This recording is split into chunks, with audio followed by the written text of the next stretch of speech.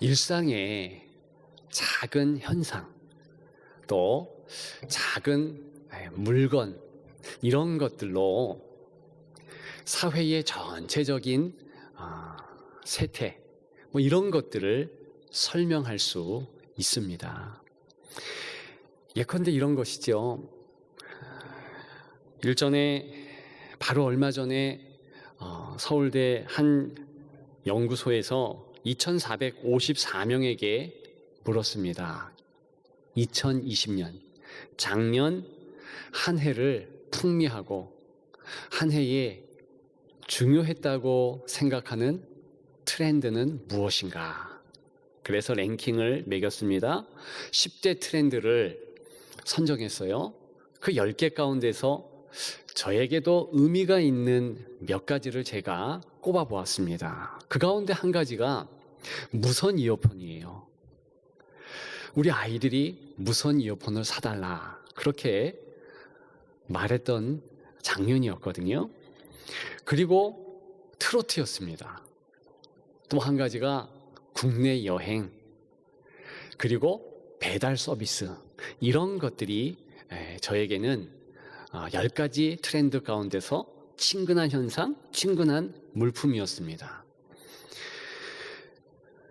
그런데 거기에서 그 10가지 트렌드 꼽고 끝나는 것이 아니라 한 발 더 나아가서 이 트렌드들이 왜 중요한가, 이러면서 다시 연구를 한 거죠.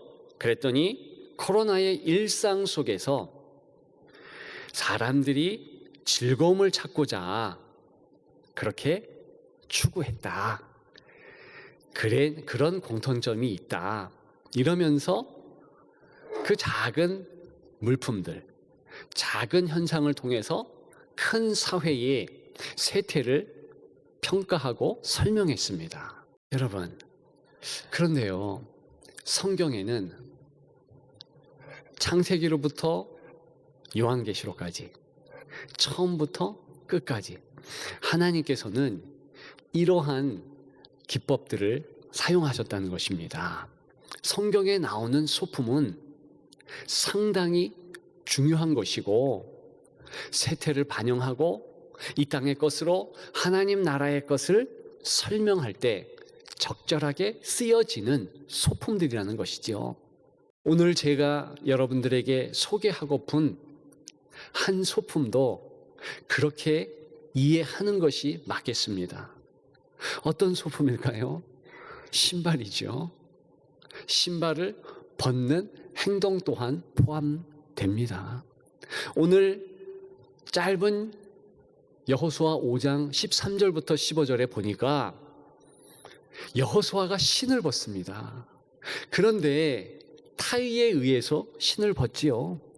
자기가 마음대로 신을 벗는 것이 아니라 여호와의 군대 대장이라는 분이 나타나서 신을 벗으라 명한 거지요. 15절에 보니까 그 명령 때문에 신을 벗게 되는 것입니다. 우리는 쉽게 이러한 고대 사회의 문화를 잘 알 수 있겠습니다. 과거 고대 사회에는 신을 벗는 것, 그것은 종이 주인에게 예의를 갖출 때, 신하가 높은 왕에게 또한 예의를 갖출 때, 존경을 표할 때 그렇게 하는 행동이다. 오늘 본문에서 그렇다면 그런 행동으로 여기고 슬쩍 지나가도 되는 범인일 수 있습니다. 그러나 그렇지 않다는 거죠. 더 깊은 의미가 있다는 것입니다. 알아야 할 뜻이 담겨 있다는 것입니다. 어떤 뜻입니까? 본문을 통한 하나님의 뜻, 하나님의 마음입니다. 일단은 오늘 본문에 여호와의 군대 대장 누구인가부터 시작해야 될 것 같습니다. 누구겠습니까? 예수님이시죠. 예수님은 신약의 성육신 하시기 전, 오늘도 변모주일입니다. 상산변모주일. 변화산에서 예수님이 구약의 인물들과 같이 말씀하신 그런 산상의 변모한 영광스러운 그 모습을 기억하는 주일이라는 뜻이지요. 우리 예수님께서는 성육신 하기 전후에 그렇게 많이 나타나셨다는 것입니다. 특별히 구약시대에 아브라함에게 나타났지요. 야곱에게 나타났습니다. 약복강에서 씨름하도록 예수님이 허락했습니다.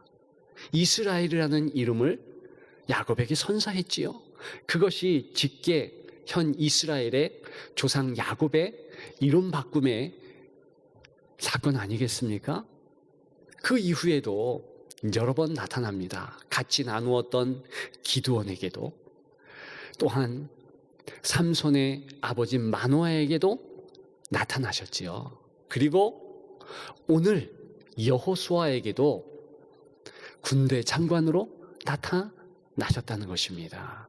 그렇다면 그냥 나타난 것이 아니고, 그렇다면 신발도 그냥 소품이 아니라는 것이고, 신발을 신고 벗는 행위 또한 그냥 행동이 아니라는 것입니다. 큰 의미가 있다는 거예요.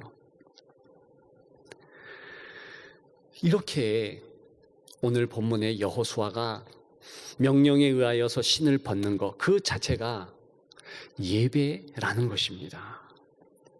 지난주에 항복하는 모습을 우리가 같이 나누었는데, 실제 항복하는 예배는 언제 드려지는가?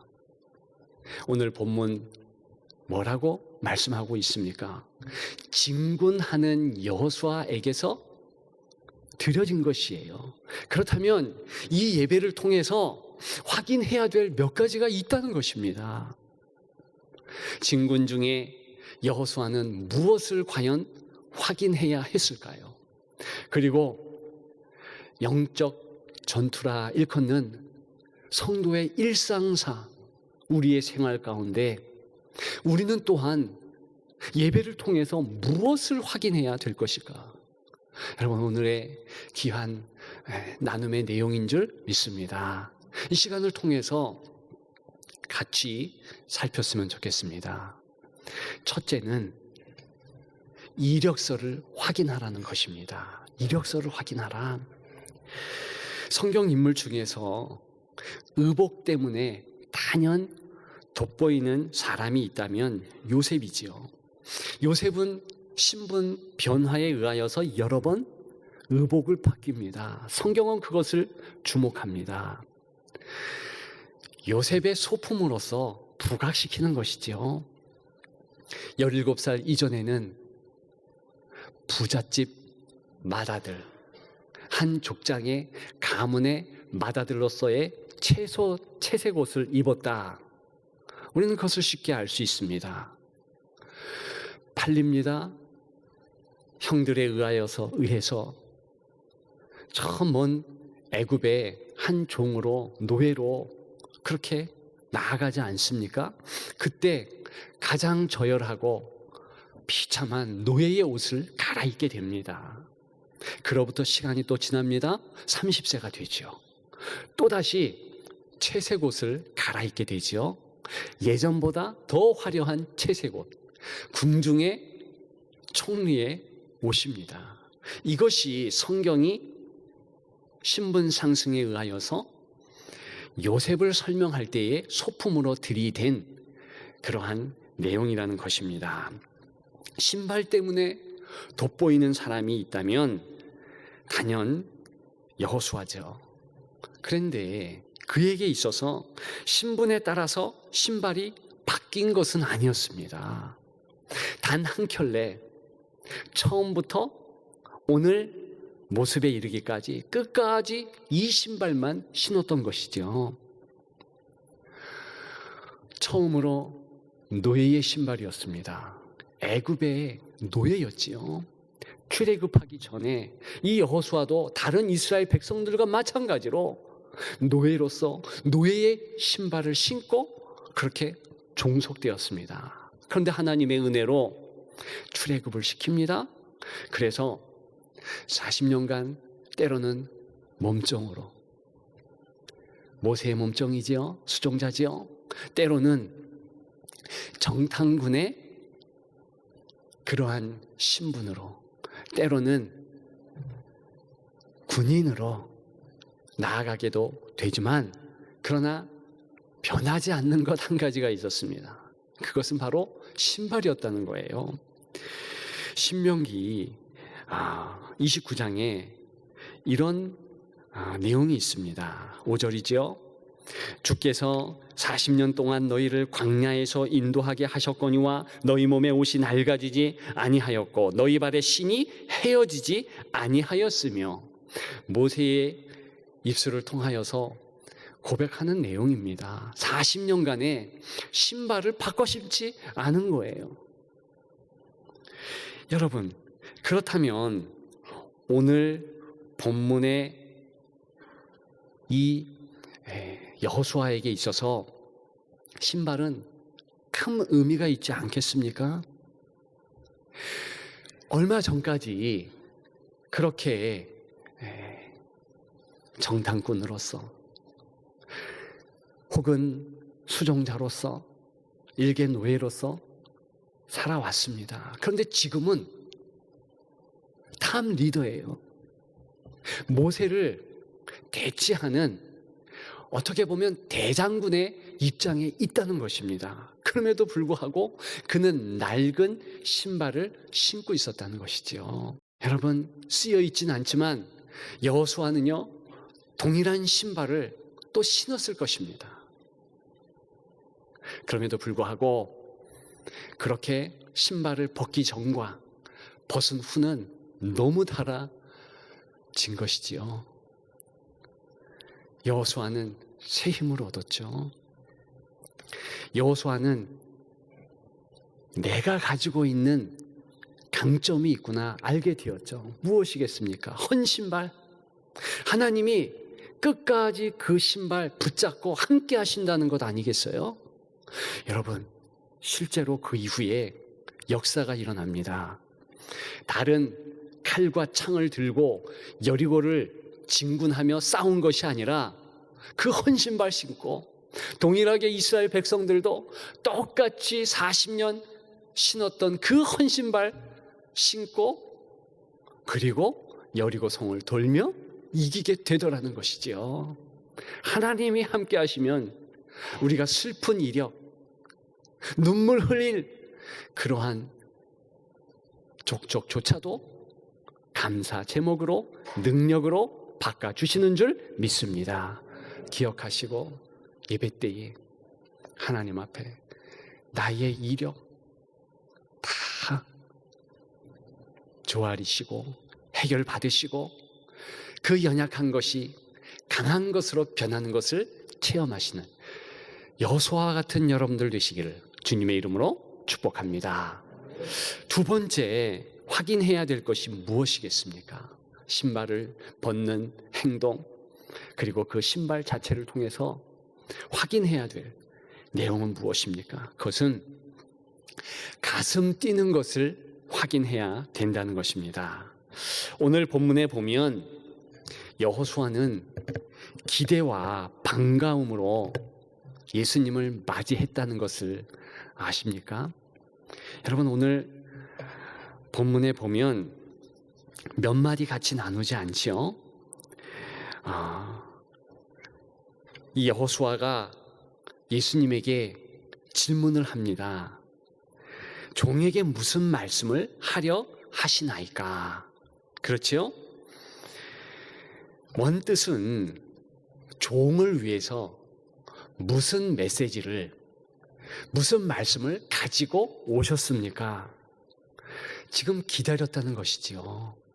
정말 여호수아는 기다렸습니다. 항상 하나님께서는 여호수아에게 직접 말씀하셨어요. 5장의 상황만 봐도 그렇습니다. 왜 할례를 받게 되었는가?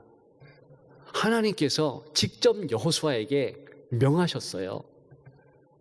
임재해 주시고 현현하셔서 말씀해 주셨지요. 명했습니다. 왜 6월절 행사를 이스라엘 백성들과 요단강을 건넌 이후에 행했겠습니까? 역시 직접 명령했기 때문입니다. 그런데요, 그랬던 하나님께서 말씀하지 않는 거예요.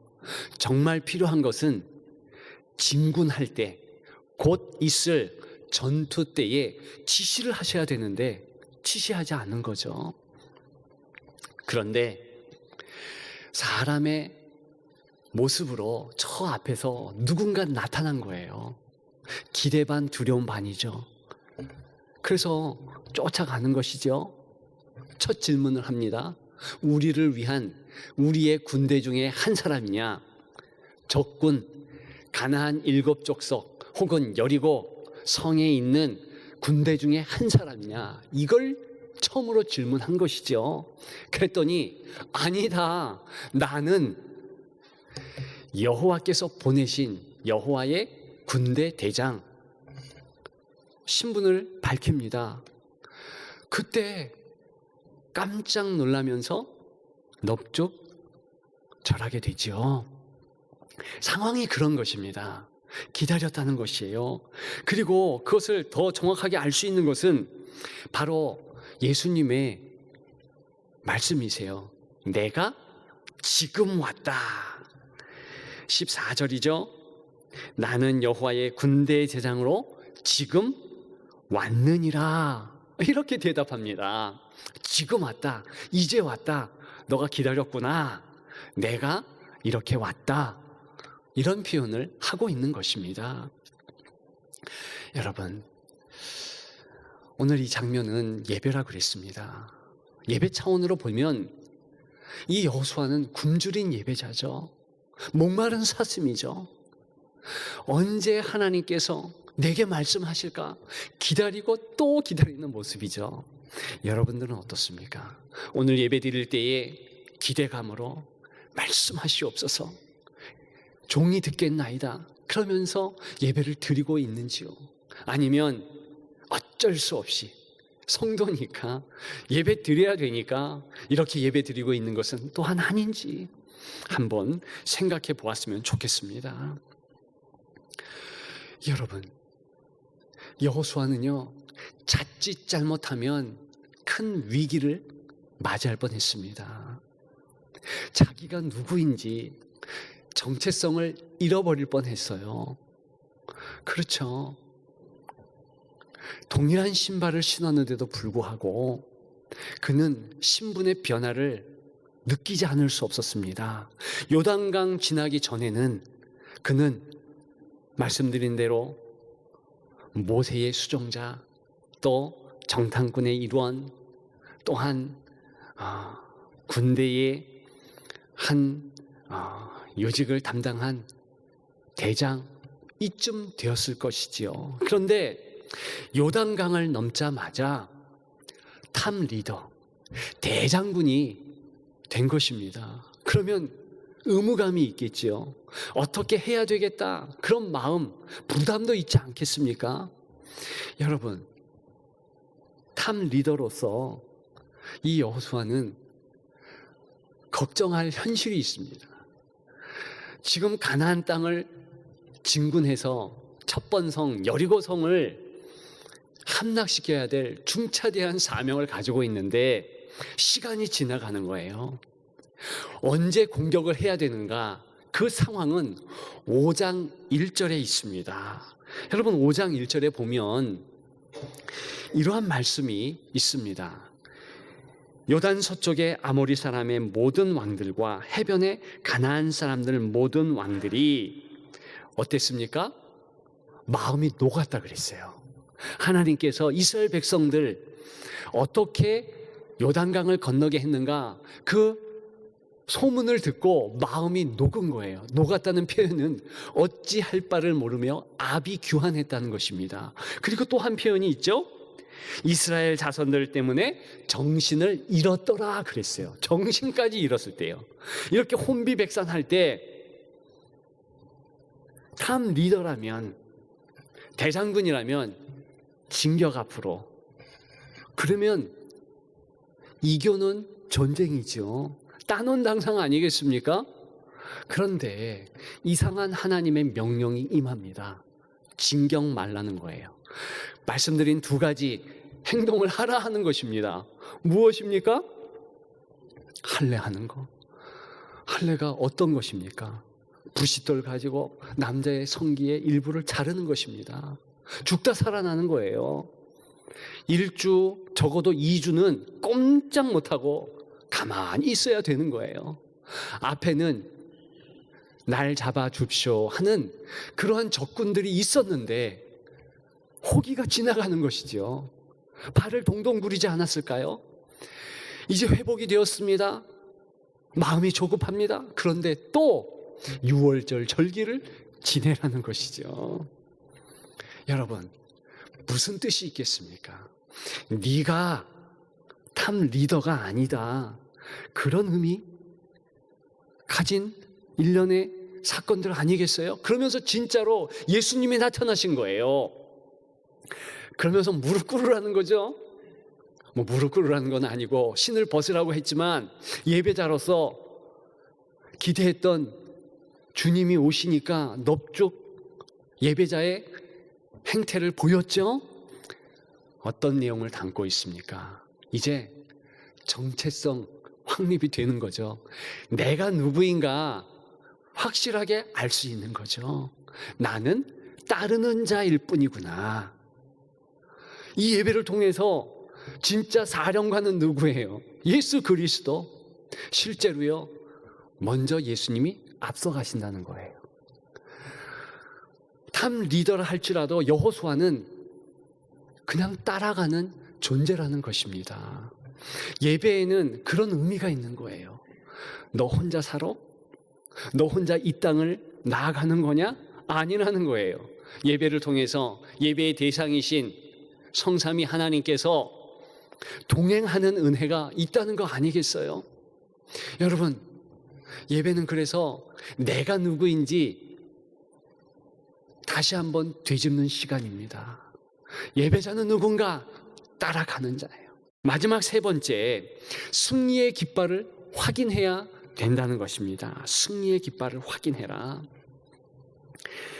여러분, 오늘 본문 말씀에 보면 이미 승리했다, 게임 끝났다, 전쟁 끝났다, 이러한 징후들을 여호수아와 이스라엘 백성들에게 여러 번 주었습니다.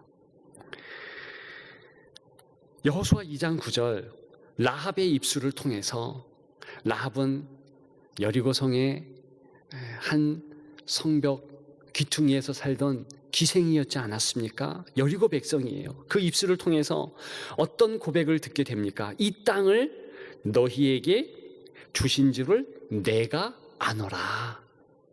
그래서 그 성읍 사람들이 간담이 녹았다 그랬어요. 이미 주었다, 그런 내용이죠. 그리고 여호수아 3장 10절에서 하나님께서 이미 확신적으로 가르쳐 주셨습니다. 너희 앞에서 반드시 쫓아내실 줄을 너희가 알리라. 그리고 오늘 본문이 있는 그 이후에 6장 2절에서 넘겨주었다. 이미 받았다. 내가 여리고와 그 왕과 용사들을 내 손에 넘겨주었으니. 아직 전쟁 치르지 않았습니다. 그런데 이미 주셨다는 거예요. 여러분, 예배 때에 그러한 정황을 확인하면서 내 마음에 부대끼고 있는 승리의 깃발, 여호와 니시의 깃발을 다시 한번 바라보는 것이죠. 여러분, 그것이 성경 말씀의 핵심 중에 핵심인 것입니다. 오늘 본문에서 예배자인 우리가 가져야 될 생각이라는 것이죠. 저와 여러분들은 승리하게 되어 있습니다. 결론이에요. 그렇다면 우리는 다시 한번 그 사실을 기억하면서 여호수아처럼 승리의 깃발을 이미 흔들며 나가는 그러한 용사들이 다 돼야 될 줄 믿습니다.